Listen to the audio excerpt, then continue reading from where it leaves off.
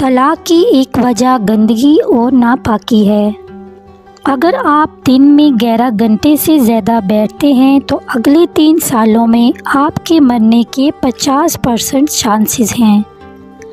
اگر آپ چھینک کو دبانے کی کوشش کریں گے تو آپ کے سر یا گردن میں خون کی نالی پھٹ سکتی ہے اور آپ مر سکتے ہیں۔ اگر آپ کی شخصیت غصے والی ہے تو آپ میں دل کی بیماری کے چانسز زیادہ ہیں۔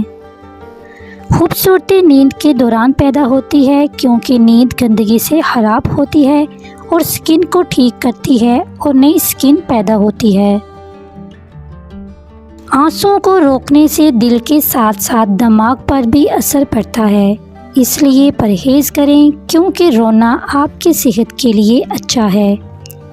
جب آپ کسی سے معلومات لینا چاہتے ہیں تو اس کی آنکھوں میں مسلسل دیکھیں۔ جب آپ کسی کو کسی چیز پر قائل کرنا چاہتے ہیں تو مسلسل کھڑے رہیں۔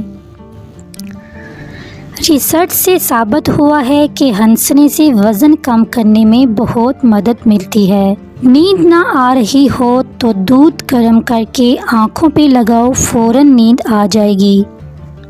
صبح نہار منہ پانی میں پودینہ ڈال کر پینے سے کبھی چہرے پر چھائیاں اور داغ نہیں پڑتے۔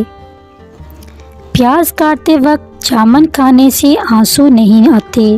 دودھ میں پھول مکھانے ملا کر کھانے سے 80 سال تک ہڈیاں کمزور نہیں ہوں گی، اس لیے آپ اس کو ضرور آزمائیں۔ ہفتے میں ایک بار پیشاب والی جگہ سرسوں کا تیل لگانے سے کبھی بواسیر نہیں ہوتی۔ انڈے کی سفیدی بالوں میں لگانے سے بالوں میں چمک آ جاتی ہے۔ مولی کو رات کے وقت نہیں کھانا چاہیے کیونکہ رات کے وقت کھانے سے مولی ہضم نہیں ہوتی۔ تکیے کے بغیر سونے سے کمر کا درد کم اور ریڑھ کی ہڈی مضبوط ہوتی ہے، اس لیے تکیے کا استعمال نہ کریں۔ امید کرتی ہوں آپ کو ویڈیو اچھی لگی ہے۔ ایسے ہی ویڈیو کے لیے چینل سبسکرائب